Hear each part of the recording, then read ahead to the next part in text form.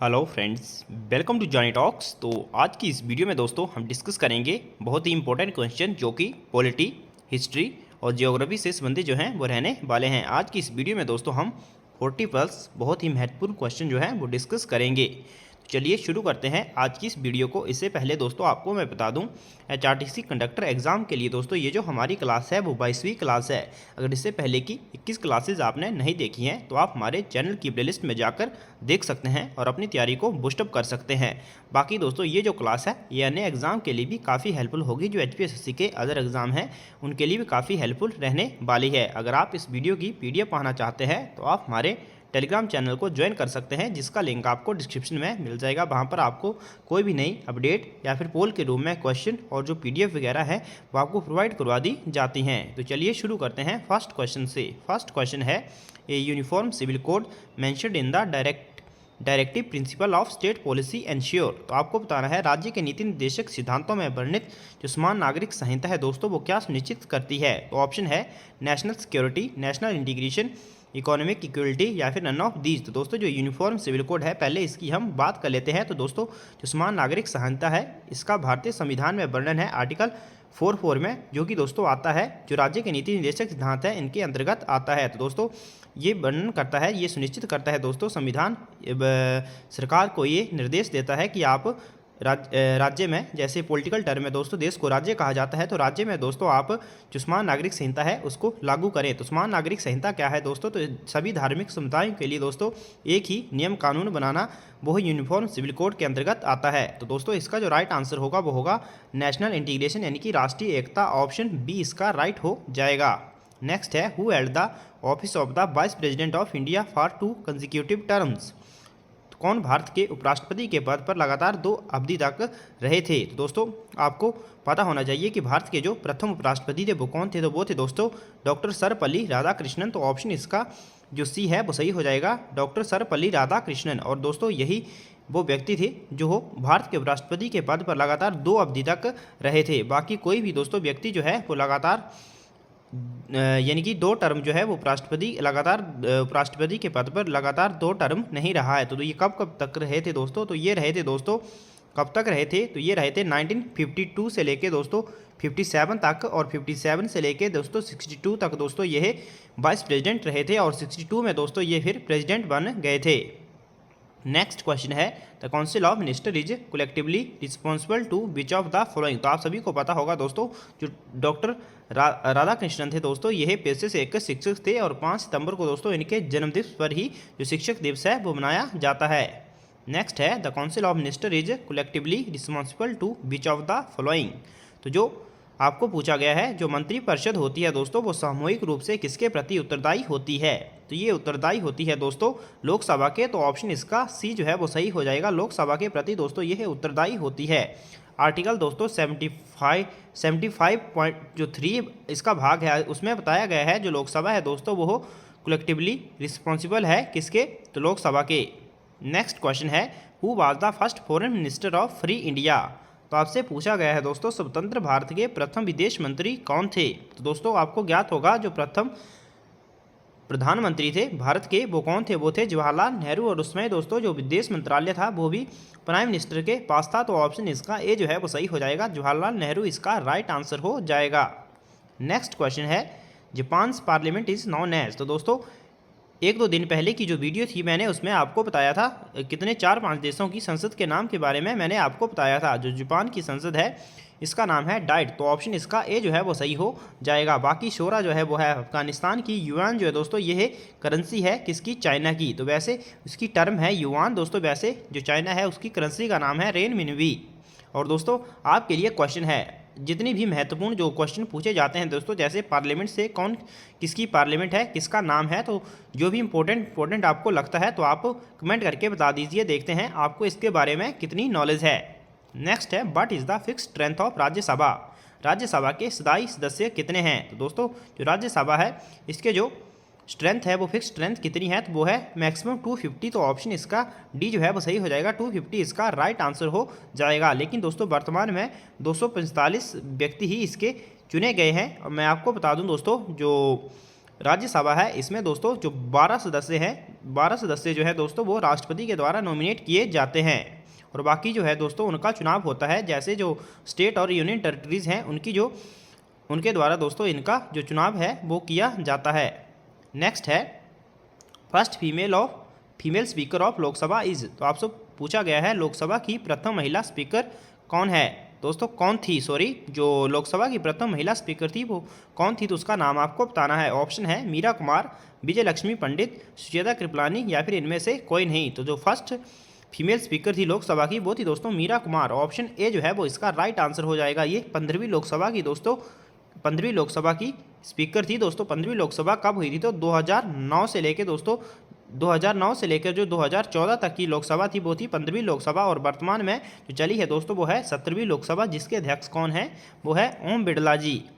Next है union budget is always presented first in, तो केंद्रीय बजट हमेशा सर्वप्रथम कहाँ प्रस्तुत किया जाता है, तो ये प्रस्तुत किया जाता है दोस्तों सबसे पहले लोकसभा में। तो ऑप्शन इसका ए जो है वो सही हो जाएगा, लोकसभा इसका राइट आंसर हो जाएगा। और बात करें यूनियन बजट की तो दोस्तों स्वतंत्र भारत का जो पहला बजट था वो किसके द्वारा पेश किया गया था, तो वो पेश किया गया था आर के षणमुख शेट्टी के द्वारा। नेक्स्ट क्वेश्चन है who presides the joint session of parliament, तो संसद के संयुक्त सत्र की अध्यक्षता कौन करता है, तो दोस्तों जो पार्लियामेंट का ज्वाइंट सेशन है ये किसके द्वारा बुलाया जाता है, तो बुलाया जो है ये राष्ट्रपति के द्वारा जाता है, लेकिन इसकी अध्यक्षता लोकसभा स्पीकर के द्वारा करी जाती है। ऑप्शन बी इसका राइट हो जाएगा।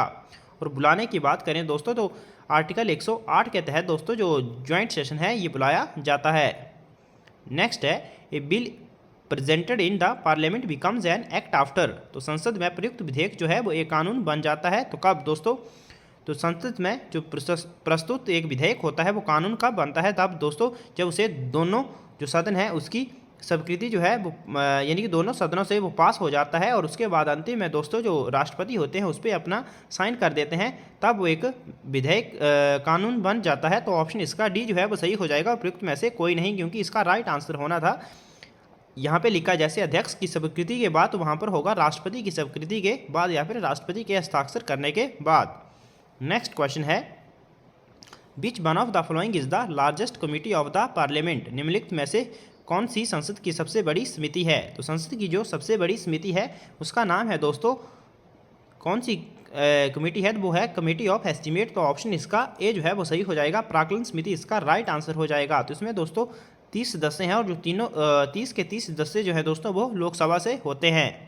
नेक्स्ट है the supreme court of India enjoys, तो भारत के जो सर्वोच्च न्यायालय है दोस्तों को उसको प्राप्त है, तो उसको कौन कौन से अधिकार प्राप्त हैं, तो दोस्तों उसको प्राप्त हैं अधिकार है original, appellate and advisory jurisdiction. इसका जो राइट आंसर हो जाएगा वो हो जाएगा ऑप्शन डी, मौलिक, अपीलीय और परामर्शी क्षेत्रीय अधिकार जो है दोस्तों ये सुप्रीम कोर्ट को प्राप्त है। तो दोस्तों बात करें रीजनल ज्यूरिडिक्शन की तो ये आर्टिकल 131 के अंतर्गत आता है।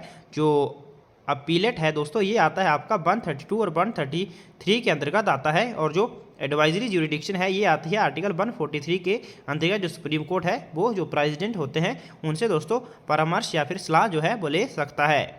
नेक्स्ट क्वेश्चन है who can appoint a district जज, तो कौन एक जिला न्यायाधीश की नियुक्ति कर सकता है, तो ऑप्शन आपके सामने है, जल्दी बताएं। तो दोस्तों जो डिस्ट्रिक्ट जज होता है उसको अपॉइंट कर सकता है governor in consultation with the high court, तो इसका ऑप्शन ए जो है वो सही हो जाएगा, इसका right answer option A.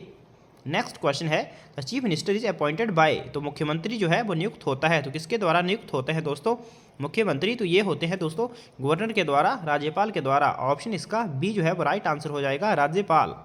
Next है when was the Panchayati Raj system introduced in India, तो भारत में पंचायती राज व्यवस्था जो थी वो कब लागू की गई, तो कब लागू हुई थी दोस्तों, तो ये लागू हुई थी सबसे पहले राजस्थान में 1959 में, तो ऑप्शन इसका ए जो है वो सही हो जाएगा, 1959 राजस्थान में लागू हुई थी दोस्तों, और राजस्थान का जिला है वो है नागौर जिला। नेक्स्ट है द कंकरेंट लिस्ट कंटेन्स, समवर्ती सूची में समाविष्ट हैं, तो दोस्तों आप सभी को पता है भारतीय संविधान में 7 प्रकार की जो सूचियां हैं, जो 7वां जो शेड्यूल है, 7वीं जो अनुसूची है उसमें 3 प्रकार की सूची हैं, तो कौन कौन सी दोस्तों, एक है यूनियन लिस्ट, स्टेट लिस्ट और एक है कंकरेंट लिस्ट। तो दोस्तों जो कंकरेंट लिस्ट है यहाँ पर पूछा गया है उसमें कितने विषय हैं, तो उसमें है टोटल 52, तो ऑप्शन इसका ए जो है वो सही हो जाएगा 52। तो दोस्तों जो कंकरेंट लिस्ट है इसमें दोस्तों राज्य और जो दूसरे हैं स्टेट होता है, राज्य और केंद्र जो है दोस्तों मिलकर दोस्तों इसके ऊपर कानून बना सकते हैं। और बाकी जो अदर लिस्ट हैं दोस्तों, जैसे एक कंकरेंट लिस्ट होगी उसमें 52 है, और जो यूनियन लिस्ट है उसमें 100 सब्जेक्ट हैं, और जो स्टेट लिस्ट है उसमें 61 सब्जेक्ट हैं वर्तमान में की यह बात हो रही है। नेक्स्ट क्वेश्चन है, who advise the government of India on legal matter. तो विधिक मामलों में भारत सरकार को कौन परामर्श देता है? तो कौन परामर्श देता है? वो देता है दोस्तों अटॉर्नी जनरल ऑफ इंडिया, यानी कि भारत का महान्यायवादी। तो ऑप्शन इसका ए जो है वो सही हो जाएगा। तो इसका वर्णन कहाँ है दोस्तों? आर्टिकल 76 में अटॉर्नी जनरल ऑफ इंडिया का वर्णन है। नेक्स्ट है, how many spokes are there in Dharmachakra shown का depicted on the national flag of India. तो दोस्तों भारत के जो राष्ट्र ध्वज में चित्रित धर्म चक्र, जिसे शोक चक्र कहा जाता है, उसके कितने आरे होते हैं, यानी कि एक पूछा गया है कि कितनी उसमें तीलियां होती हैं। जैसे एक शोक चक्र होता है तो उसमें इस प्रकार की जो तीलियां बनी होती हैं, तो पूछा गया है वो उनकी संख्या कितनी है। तो उनकी जो संख्या है दोस्तों वो है 24। ऑप्शन सी जो है वो राइट आंसर हो जाएगा, 24 इसका राइट आंसर हो जाएगा। नेक्स्ट है, the right to education was added to the fundamental rights in the constitution of India through the. दोस्तों भारत के संविधान के मौलिक अधिकारों में शिक्षा के अधिकार को सम्मिलित किया गया। तो कब सम्मिलित किया गया था दोस्तों? ये सम्मिलित किया गया था जो 86वां संविधान संशोधन था। ऑप्शन सी सही हो जाएगा, जो 2002 में हुआ था। तो उसी के तहत दोस्तों राइट टू एजुकेशन को फंडामेंटल राइट के अंतर्गत शामिल किया गया था और मौलिक कर्तव्य भी दोस्तों बनाया गया था। तो ऑप्शन सी इसका राइट हो जाएगा। नेक्स्ट है, the largest ecosystem of the earth is. तो पृथ्वी का सबसे बड़ा पारिस्थितिक तंत्र है। दोस्तों यहाँ पर काफ़ी क्वेश्चन जो हैं, काफ़ी बच्चे जो हैं इस क्वेश्चन को गलत करेंगे, इसका हाइड्रोस्फीयर आंसर करेंगे, जबकि इसका जो राइट आंसर है वो है बायोस्फीयर। ऑप्शन बी जो है वो सही हो जाएगा, बायोस्फीयर। बायोस्फीयर जो है दोस्तों वो 5 बायोम को मिलाकर बनता है, जिसमें जो लिथोस्फीयर वगैरह है ये सभी आ जाते हैं। तो इसलिए इसका राइट आंसर होगा बायोस्फीयर। नेक्स्ट है, वन महोत्सव इज एसोसिएटेड विद। वन महोत्सव संबंधित है, तो किससे संबंधित है दोस्तों? वन महोत्सव। तो वन महोत्सव संबंधित है प्रोटेक्शन ऑफ प्लांट्स, या फिर प्लांटिंग ट्रीज, या फिर इंक्रीज इन क्रॉप, या फिर कटिंग ट्रीज। दोस्तों वन महोत्सव संबंधित है प्लांटिंग ट्रीज। तो ऑप्शन इसका सी जो है वो सही हो जाएगा, वृक्षारोपण से यह संबंधित है। और दोस्तों वन महोत्सव जो है इसके जनक माना जाता है के.एम. मुंशी को। और दोस्तों 1950 में दोस्तों इन्होंने इसकी शुरुआत करी थी, और जो जुलाई महीना है दोस्तों उसमें जो वन महोत्सव है वो मनाया जाता है। नेक्स्ट क्वेश्चन है, बर्मी कंपोस्ट इज एन। तो बर्मी कंपोस्ट क्या है आपसे पूछा गया है। तो बर्मी कंपोस्ट जो है दोस्तों वो है एक प्रकार का फर्टिलाइज़र। तो कैसा फर्टिलाइज़र है दोस्तों? ये है ऑर्गेनिक फर्टिलाइज़र। तो ऑप्शन इसका बी जो है वो सही हो जाएगा, ऑर्गेनिक फर्टिलाइज़र। तो बर्मी कंपोस्ट जो है दोस्तों जो केंचुओं वगैरह से जो खाद बनती है दोस्तों उसी को ही बर्मी कंपोस्ट कहा जाता है। नेक्स्ट क्वेश्चन है, acid rain is caused by the pollution of environment. किसके द्वारा पर्यावरणीय प्रदूषण से अम्ल वर्षा होती है? तो दोस्तों जो अम्ल वर्षा है वो किसके ऑक्साइड के कारण होती है? तो आपसे पूछा गया है। तो दोस्तों जो अम्ल वर्षा है, एसिडिक रेन है, ये होती है नाइट्रस और सल्फर डाइऑक्साइड। तो ऑप्शन इसका बी जो है वो सही हो जाएगा, नाइट्रोजन और सल्फर के ऑक्साइड से ये वर्षा होती है। तो ऑप्शन बी इसका राइट हो जाएगा। नेक्स्ट है, lichens are the best indicator of. तो लाइकेन जो है सर्वोत्तम सूचक हैं। तो ये किसके सूचक हैं दोस्तों? ये सूचक हैं एयर पोल्यूशन के। तो ऑप्शन इसका ए जो है वो सही हो जाएगा, एयर पोल्यूशन। नेक्स्ट क्वेश्चन है, in India tropical rain forest occurs in. तो भारत में जो उष्णकटिबंधीय वर्षा वन है दोस्तों वो कहाँ पाए जाते हैं? ऑप्शन है अंडमान निकोबार, उत्तर प्रदेश, हिमाचल प्रदेश, या फिर जम्मू कश्मीर। तो ये पाए जाते हैं अंडमान एंड निकोबार में। तो ऑप्शन इसका ए जो है वो सही हो जाएगा, क्योंकि अंडमान निकोबार जो है दोस्तों वो जो भूमध्य रेखा है उसके थोड़ा नज़दीक पड़ता है, उसके इर्द गिर्द दोस्तों जो ये ट्रॉपिकल रेन फॉरेस्ट हैं वो पाए जाते हैं। नेक्स्ट है, the concept of carbon credit originated from which one of the following. निम्नलिखित में से किसमें दोस्तों कार्बन क्रेडिट की संकल्पना का उद्भव हुआ था? तो ये कब हुआ था दोस्तों? तो ये हुआ था क्योटो प्रोटोकॉल से। तो ऑप्शन इसका डी सही हो जाएगा, क्योटो प्रोटोकॉल। दोस्तों क्योटो प्रोटोकॉल जो था ये ट्रीटी कब हुई थी दोस्तों? तो 1997 में दोस्तों इस संधि पर हस्ताक्षर किए गए थे। तो ऑप्शन इसका डी जो है वो सही हो जाएगा, क्योटो प्रोटोकॉल। और जो मॉन्ट्रियल प्रोटोकॉल है दोस्तों ये किससे संबंधित है? आप कमेंट करके ज़रूर बताएं। नेक्स्ट है, जो क्योटो प्रोटोकॉल था दोस्तों ये ग्लोबल वार्मिंग से संबंधित था। नेक्स्ट है, which of the following is not a major greenhouse gas. आपसे पूछा गया इनमें से कौन सी मेजर जो ग्रीन हाउस गैस है वो नहीं है। दोस्तों इसमें जो ग्रीन हाउस गैस नहीं है वो है कैल्शियम कार्बोनेट। ऑप्शन इसका सी सही हो जाएगा, कैल्शियम कार्बोनेट। बाकी कार्बन डाइऑक्साइड, मीथेन और जो वाटर वेपर है दोस्तों ये ग्रीन हाउस गैसेज हैं। नेक्स्ट है Soan culture is the another name of. Soan culture जो है वो किसका दूसरा नाम है? तो ऑप्शन है chalcolithic culture, Neolithic culture, Mesolithic culture या फिर पैलियोलिथिक कल्चर। तो इसका राइट आंसर है पैलियोलिथिक कल्चर, ऑप्शन डी जो है वो राइट हो जाएगा। नेक्स्ट है which was the most frequently depicted animal during Harappan period. तो हड़प्पा काल में निम्नलिखित में से कौन सा सर्वाधिक बार जो चित्रित प्राणी था दोस्तों, वो कौन था? तो दोस्तों वो था यूनिकॉर्न यानी कि एक श्रृंगी। तो ऑप्शन इसका बी जो है वो राइट हो जाएगा, एक श्रृंगी। नेक्स्ट है दस राजन बॉज। तो दस राजन क्या था? तो दोस्तों दस राजन जो था वो क्या था? तो ये था दोस्तों 10 राजाओं का युद्ध। तो ऑप्शन इसका ए जो है वो सही हो जाएगा, 10 राजाओं का युद्ध था। इसका जो वर्णन है दोस्तों वो ऋग्वेद के 7वें मंडल में देखने को मिलता है। और दोस्तों ये जो युद्ध था 10 राजाओं का, ये लड़ा गया था सुदास और 10 अन्य अनार्य राजाओं के बीच जो था दोस्तों ये युद्ध लड़ा गया था, और जिसमें सुदास की विजय हुई थी। और सुदास के जो दोस्तों सेनापति थे या फिर सलाहकार थे वो कौन थे दोस्तों? दो थे, ऋषि वशिष्ठ जो थे वो इनके सलाहकार थे।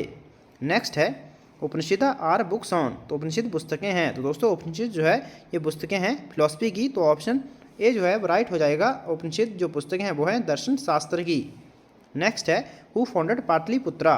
तो पाटलिपुत्रा की स्थापना किसके द्वारा करी गई थी? तो दोस्तों पाटलिपुत्र की स्थापना जो थी वो करी गई थी उदयन के द्वारा। ऑप्शन इसका सी जो है वो सही हो जाएगा, उदयन के द्वारा दोस्तों स्थापना करी गई थी। उदयन जो था दोस्तों वो किसका, जो बिम्बिसार था इसका पुत्र था दोस्तों, जो उदयन था। तो दोस्तों उदयन जो था वो अजातशत्रु का पुत्र था, और जो बिम्बिसार था दोस्तों ये इसका दादा यानी कि इसका प्रपौत्र था।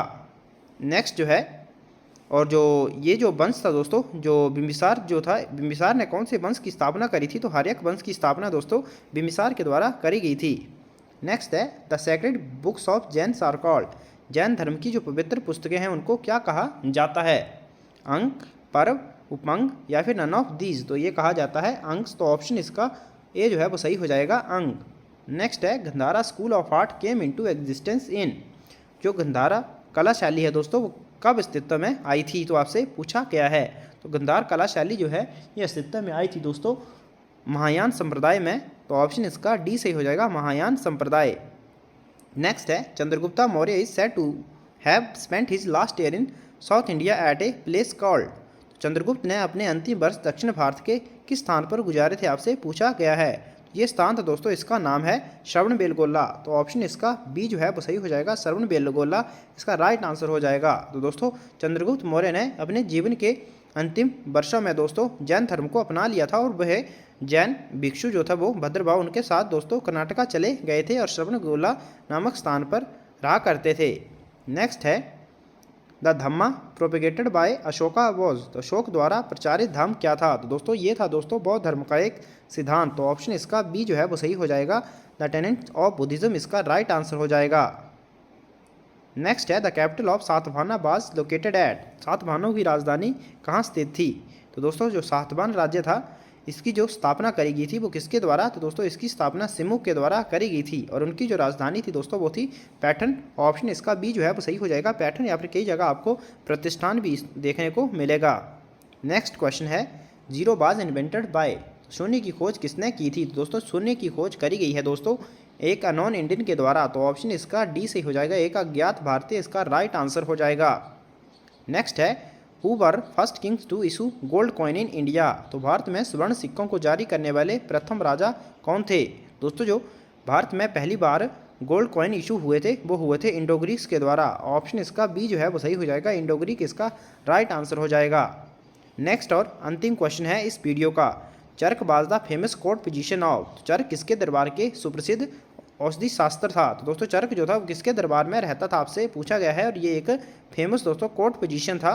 तो ये रहते थे दोस्तों कनिष्क के दरबार में। ऑप्शन इसका सी जो है वो सही हो जाएगा, कनिष्क इसका राइट आंसर हो जाएगा। तो चरक की दोस्तों फेमस बुक है चरक संहिता। तो ये चरक जो थे वो कनिष्क के दरबार में रहते थे। आई होप दोस्तों वीडियो जो है आपको पसंद आई होगी। Thanks for watching, God bless you all.